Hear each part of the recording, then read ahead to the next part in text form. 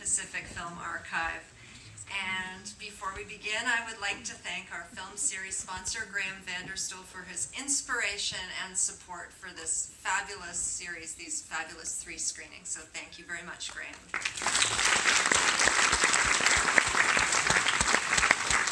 We have been extremely fortunate this week to have James Ivory here in person to present 3 programs of early merchant ivory films, each of which have been illuminating different facets of India and especially post-colonial India. And it's been a really wonderful exploration of their early work, and I think it also illuminates all their subsequent works that are well known to many of us. Tonight we're treated to a rarity, Merchant Ivory's version of a 60s trip. And you know, there are lots of 60s trip movies, but this may be one you've never heard of or never seen. And so we're delighted to be showing it in true 60s 35mm fashion tonight. So it's very exciting to have a print of that. And this film didn't get that much of a release. It didn't get a lot of attention when it was released, but it did come to the attention of Vincent Canby at the New York Times, who wrote favorably about it. He called it a comedy of unusual sensibility, and he wrote, the guru deals in ephemera, fame, fads, and schoolgirl crushes, and looks as lovely and wispy as a smoke ring. It is, however, somewhat more substantial, a comedy that achieves its effects without ever denying the intelligence of its characters or the existence of the real world. And when you think of what the Merchant Ivory team accomplished subsequently after this film, I think that Canby was prescient and really pulled out those elements that make their films so powerful and enduring. So I would like you to join me in welcoming James Ivory to say a couple of words before the screening.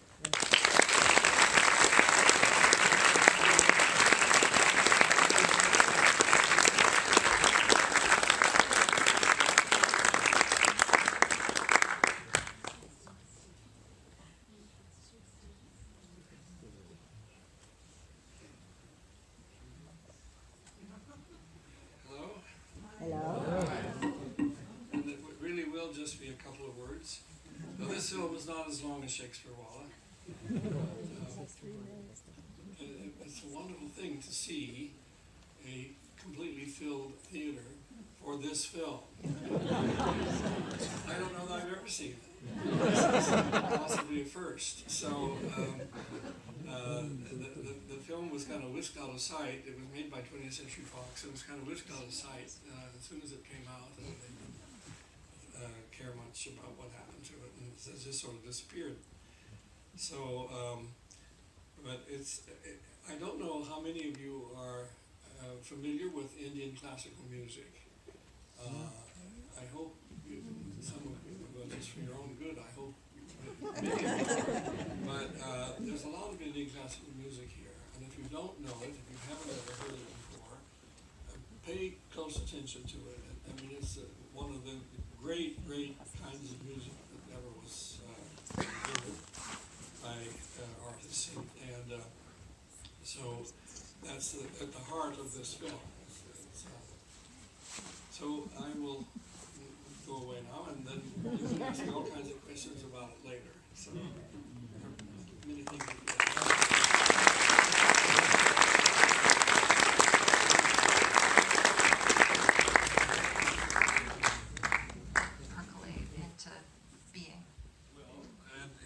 Funny way, it started with Graham Vanderstoel, because Graham Vanderstoel was a sort of chela of an Afrikaan, not learning music, but having to do all the other kinds of things that a great star Indian musician has to have done, like get the plane tickets and keep people away, and you know better than I, right? All right. Maybe you tell us some of the things you did for all the artwork. So You could raise your hand and give Graham the microphone.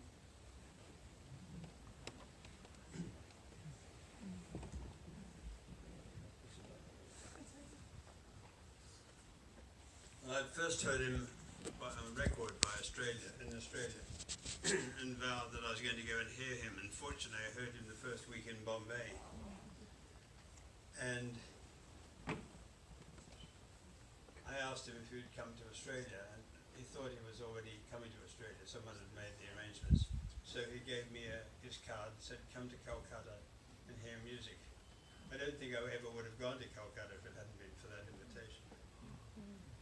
And at the beginning it was just enjoying the music and talking with him, but then I got to London and it turned out I ended up becoming his international concert manager. So it was a love of his music, and as Jim said, doing everything for him. And he came, of course, as many know, we both came to California, and then he started his college in 1968 and it's now in San Rafael, and so it's been going for more than 50 years. And his two American sons play here often at the college in San Rafael. So it started with, I learned, well, someone who looks after an ustad and has to do, or a great Indian classical maestro, all the kinds of things that you have to do, and then I got the idea of, well, we all sort of got the idea, because it was just at the point that George Harrison went to India to study the sitar with Ravi Shankar. And so we put all these things together. The whole idea of a guru's principal disciples and the kind of absolute devotion to not only music but to the man himself, and the kind of story came about, and 20th Century Fox liked the idea. It seemed very current. I guess it was very current, and we made it. And so we had jumped from between. This is a film after Shakespeare Wall. So we had gone in terms of the money that we had to spend on it from, I don't know, like 10 times. I mean, I think Shakespeare Wall cost $100,000, and this film cost $1 million. And so anyway, we made it, and then, but then Fox wasn't so interested in it.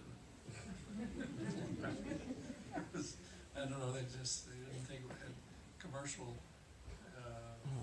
kind of work commercially and so on. So they didn't really push it as they might have. I think it holds up today. I was laughing away. So any questions from the audience? Please raise your hand and wait for the microphone.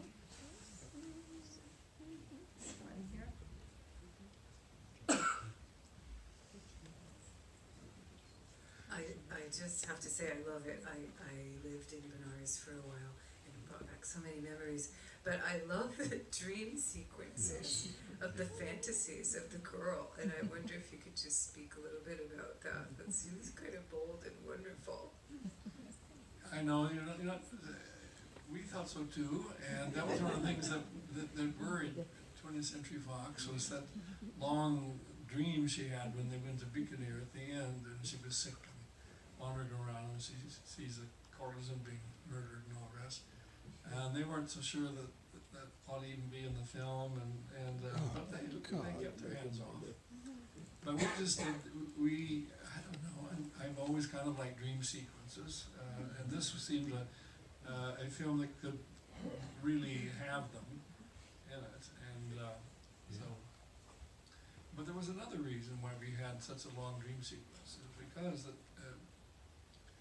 that Michael York was there with his girlfriend, and the girlfriend got sick, and she had some sort of dreadful stomach thing, and no one knew quite what it was, and she got very, very sick.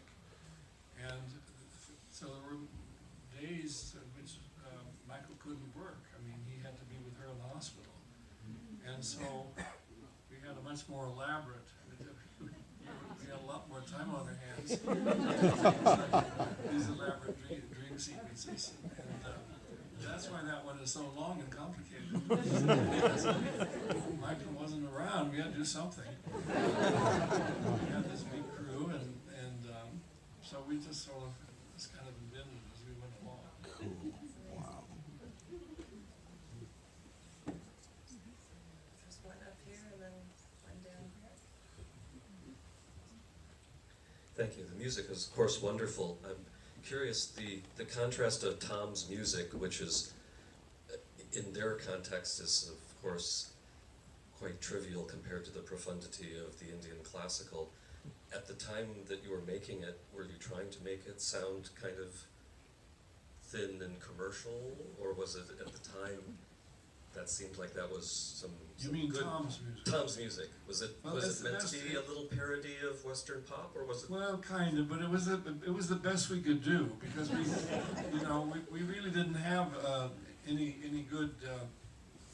really good musicians or people who could do really good pop music. I mean, we just had to sort of make it up as the best we could. So we weren't really trying to parody it. That was pretty much the best we could do. I know there's an enormous difference between the playing of Vilayat Khan and Ustad Vilayat Khan, who provided the music of the film, and that music. Sure.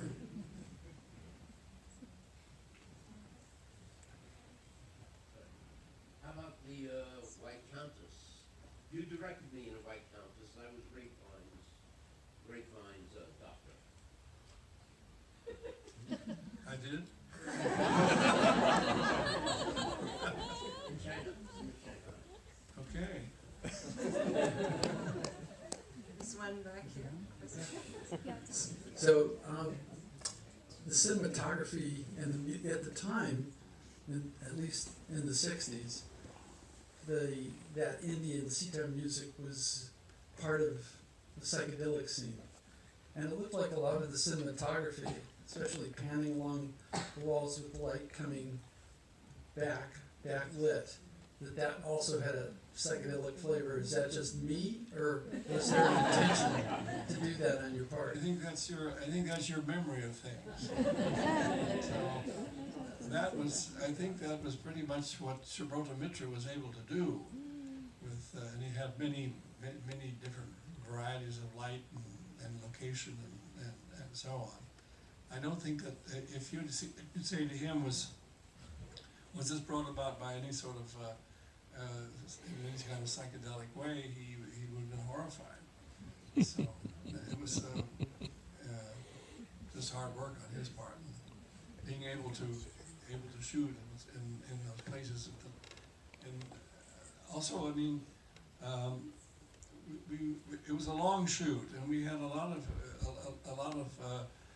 we were able to actually spend time on the magic hour, doing again and again and again more and more shots along the river and all those kinds of places, which had such terrific atmospheric look to them.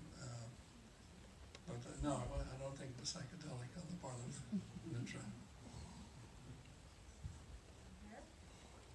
I just wanted to ask about the poem that is recited when they got off the train and come back to that one day. Well, I didn't get that. There was a poem that, yeah, the music instructor, he Oh, when they get off the train and the instructor is reciting, he recites a poem or some sort of aphorism to Tom Pickle. I Yeah. think when they're reading the newspaper, I think there was a question about the content yeah, I was just curious how that particular poem was. of the poem. I don't know. I can't answer that. I'm not sure how we happen to have it. It's a long time ago, so. The Teen Queen contest, was that made up or cinema verite? No, we did it, and we planned the whole thing, and that the master of ceremonies, or the compere, was Ismail Merchant, actually.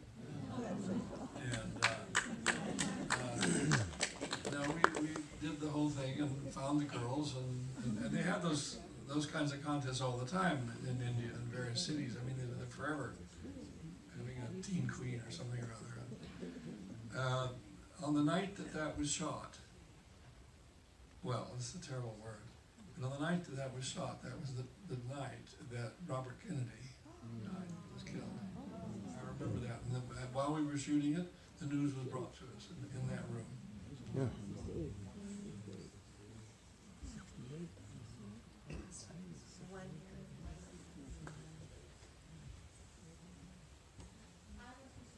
Just wait for the microphone. I think there's somebody just ahead of you, so we'll have that question up here and then I'll come to you. Hi, I was fascinated with the opening sequence at the first musical performance where you had all these wonderful young people that were obviously Westerners there to become enlightened and hear this guru of music.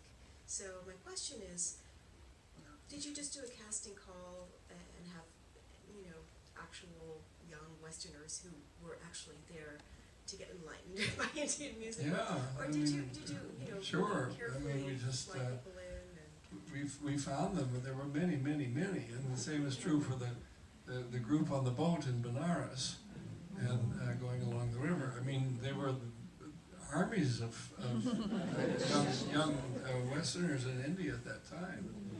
Were they high on the music, or were they actually tripping? 'Cause they're I'm sorry, were they what? high on the music, or were they actually tripping on something? Well, I would probably go to both. I mean,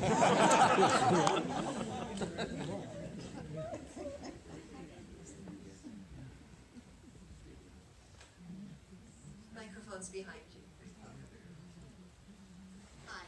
I noticed that there was only one really relatively known contemporary song of the time that you used in the film, which I think was a Jefferson Airplane song. that was what? There was one, yeah, It was a a Beatles cover cover. version of one very popular song from that era. Uh-huh. But there was only one, and I was wondering, was there any reason for choosing that? Was it just something that you were given permission to be able to make a copy? No, You know what song I'm talking about? Was it Jefferson Airplane song? Somebody to love. Somebody. Somebody to love. Yeah. well, we as I say, we didn't really have the we didn't have the use of any group or group of musicians or singers to really do anything for us. We just kind of made it up, and if they included it, I'm surprised that it was something well known. Oh, very well. Yeah. Very much. Yeah, just one. Well, that's good to know. You know how people are.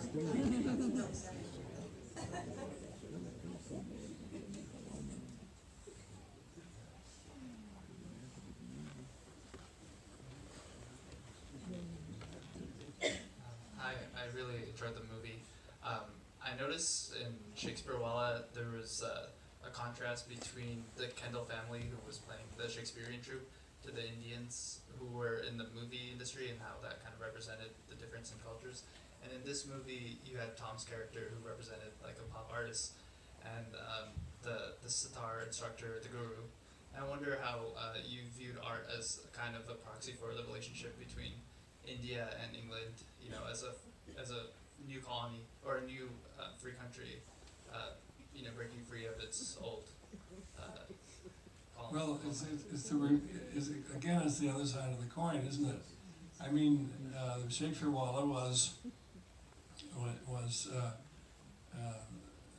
Indians enjoying Western art and Western culture, but it got flipped around in that part of the 20th century, in which people from the West came to India to enjoy Indian culture and to get what they could from it. It was like a sort of reverse of one situation, and then a few years later the next. That's what we actually planned that. I mean, that was our idea. Where was the beautiful palace at the end? In Bikaner, in Rajasthan. And it's right along the water there? No, that's the one on the Ganges that was the other location that was in Benares, Right. the one along the water. Oh, so they go back to the water. Well, they come back to Bombay. The water that's the sea in Bombay at the very end when the sun is going along the beach. That's in Bombay. But the Palace of the Music But Contest in the Beacon. palace, let's say the Palace of the Vision and Ginny getting sick, that was in Bikaner. And then the house with wife number 2 was Benares. And then the house with wife number 1 was Bombay.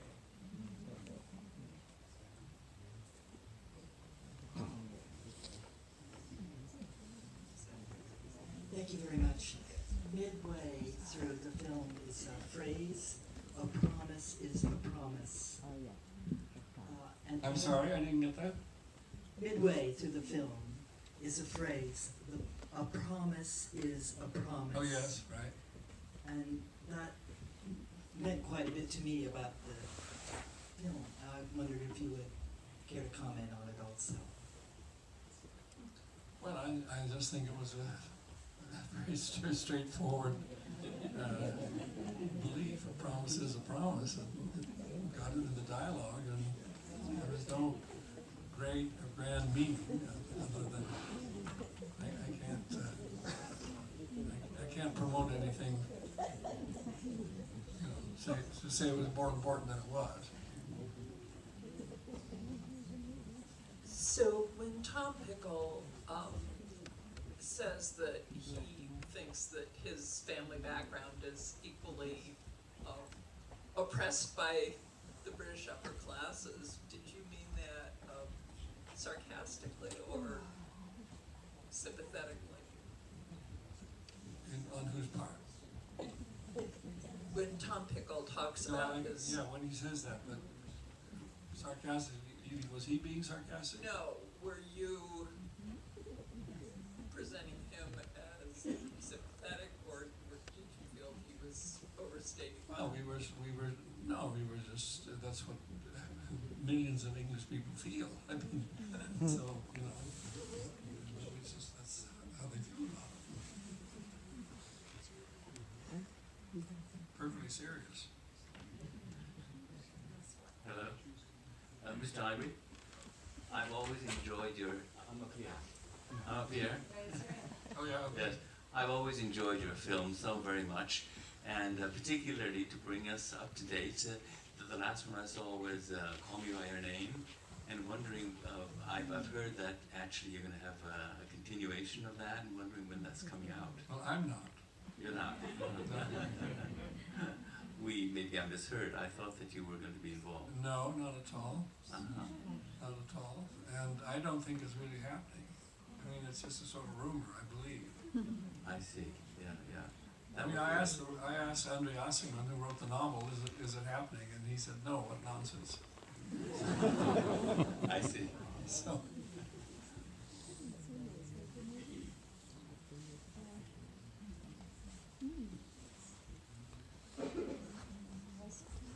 I was just waiting for someone to ask a question about more contemporary films, and I wanted to ask about how it, if you could tell us what it was like to direct Daniel Day-Lewis, who I think is one of the most brilliant actors, especially his last film, and I wanted to have a sense of what it was like to direct him in one of his first films, really a breakout film, Room with a View. Daniel Day-Lewis. Well, he was a very easy person to direct, and he hadn't gone into his this whole sort of thing that supposedly I've been one hears, that how he so completely consumed by the role that he's hardly he's sort of unapproachable and all kinds of things. He was just a young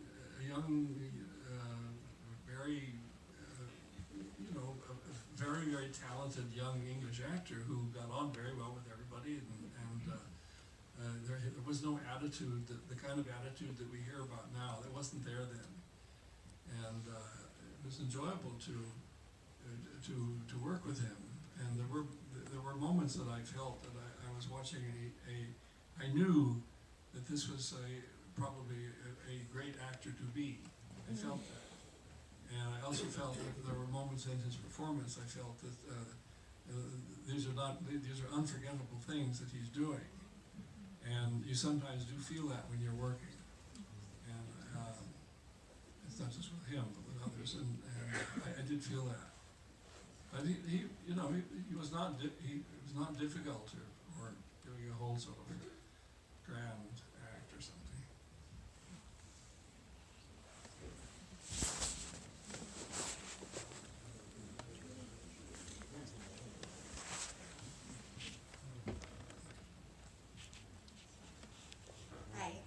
I noticed that two of the actors, or perhaps more, were in Satyajit Ray films, The Second Wife and The Lead, and you also use the cinematographer, you share the same cinematographer, is that correct? I can't pronounce his name correctly, probably. Satyajit Ray? The photographer is Shubhrata Mitra. Was it Satyajit Ray's Yes, cinematographer? yes. So was there a lot of crossover between you and him? Were you friends? Did you work together in other Well, sure, he was a great friend of ours. And are you talking about Shubhrata? Or? No, the director of Satyajit Ray. Yes, he became a very good friend and was very much involved in our first two films. He and his editor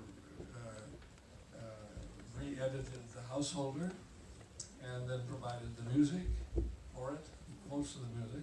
And then in Shakespeare Walla, Ray actually composed the music for that film.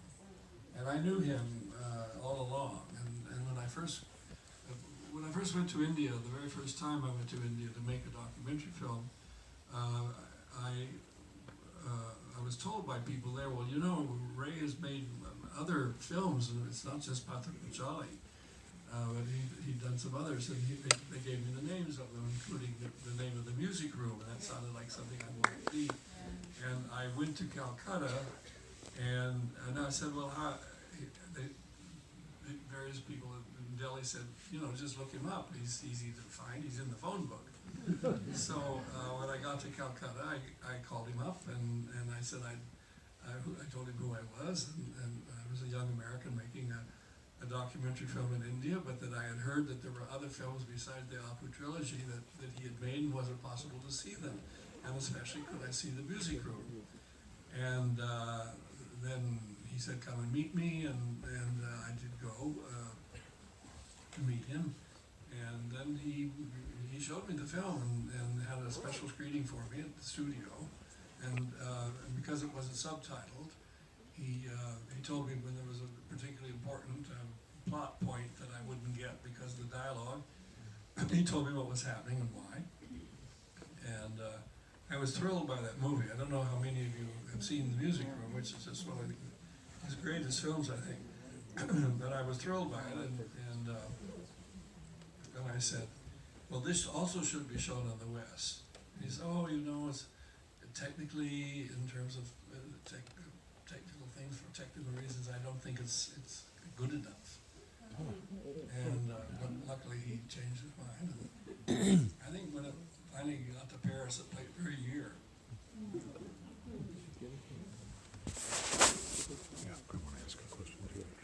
Hi. I was wondering if you could tell us about how it was to direct Utpal Dutt.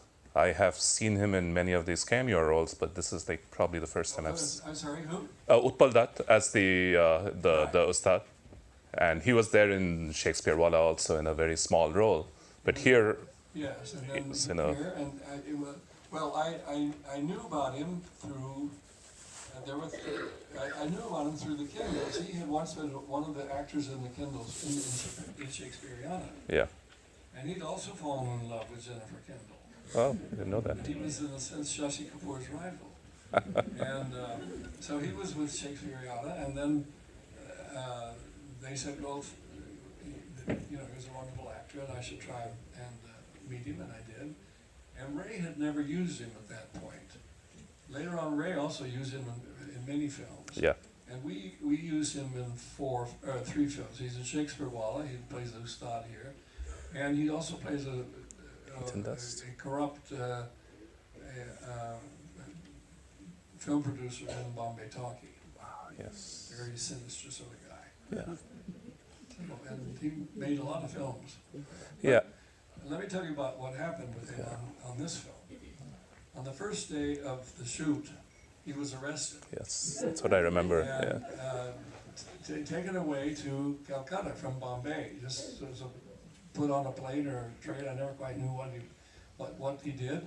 But he was all ready to start shooting with us. And they took him and put him in prison in Calcutta because he. The Communist Party had a very extremely what sort of there was the Communist Party. Yeah, they had the Marxist-Leninist wing of the Communist Party. The what? The Marxist-Leninist wing of the Communist Party. Well, then there was even more another kind of Communist Party. Yeah. And somehow The radicals. Yeah. I don't know which one he belonged to. I think he. It's called the Naxals. Sorry? It's called the Naxals. So they were the more revolutionary, So violent they wing. got him arrested. Yeah. One of the they didn't like him and got him arrested. And Sedition then there was the charges. problem of what were we going to do? We couldn't tell 20th Century Fox this. But we did tell Sergeant Ray about it. And he said he would do what he could, and what he could do is he got on the phone to Mrs. Gandhi and said, "This is going on. This looks really terrible, and the American film companies come here and this, wants to make a film, and this ridiculous thing has happened, and he must let him come back." And after about 10 days, he did, and he took his sitar with him to prison. Practice the sitar because he knew probably he was going to get out, and so he wasn't going to just sit around and do nothing. And he worked on his learning the sitar to play it as well as he could. I mean, he's not a sitar player. I mean, as you know, that's all. He is playing, but he's not in fact playing the music you hear. But that happened. Thank you. That's a great story. For me, the most electrifying moment in the film that we just watched was the moment when Jenny comes into the courtyard with all the brass players and drummers. It was like a portal or something into the rest of the dream. And I found it the most incredibly haunting. And I was just wondering, was that music written by Mr. Khan? And can you say anything about the musicians or how you found them or just the shooting of that? Because it was just amazing. I think they just were there at the palace. I mean, it was just a local band. Or maybe the local band of the Maharaja Bikaner, I don't know. Right. But they were there and they were probably playing, I'm sure we heard them play something or other, and we put them in the film. Right. It was their own repertoire. What? Okay. Oh, okay. Yeah, Beautiful. whatever they were playing, they chose that. I didn't say it. Yeah. I don't know about that. Okay. So beautiful. Hi, I'm right here, and I just wanted to say one thing, and I have a question also. Excuse me, sorry. I loved the shirt that you wore when you won the Oscars by Andromania. I have one of his shirts on right now. But the question is, what advice do you have for someone who wants to direct and write in their first film, or what experience did you have with directing and writing your first film? Well, my first film wasn't. I didn't write my first film. I mean, it was written by Ruth Zavala. She took the novel that we wanted to make, and she wrote the screenplay. And she didn't write it. She just simply sat down and wrote it out of her memory. She didn't go to it, copy it out or anything. And I mean, but that's not really answering your question. You want all sorts of advice. So the only kind of advice I can give anybody is just absolutely stick to it. It is whatever it is you want to do, and just give it everything you have, and just be fierce about it, and just do it. I can't can't get better advice than that. There's no one way. There's a question here. Mr. Ivory, I'd like to say that thank you to you and Mr. Merchant for your movies. They really make my heart sing. I just love them. And my question for you is, in last night's movie, was there a reason why the maid to the movie star was mute and that they spoke in sign? It's just one of those things that I just thought up. I thought it'd be interesting. I mean, because later on we used her in another film and she was perfectly good in it. Her English is perfectly good. She could have acted in English, but she's in Heat and Dust. She's the sort of holy woman in Heat and Dust. And no, I just thought it up. So. My question for you has to do with Vilayat Khan. I mean, he was quite a, he was probably the greatest sitar player in India at the time, And so how did Ravi you... Shankar wouldn't say that. I have my own opinion about that. But my question is, how did you actually get hooked up with him, and how did he, agree to be part of the film? Well, I had heard his music before when I made my documentary, The Delhi Way. And at some point, I don't remember exactly whether I heard him play or I'd heard records. But in any case, I got him to record the music for The Delhi Way in 1960. And then when we came a few years later to make the Guru, I can't say I enormously preferred his music to Ravi Shankar's. I loved Ravi Shankar's music also.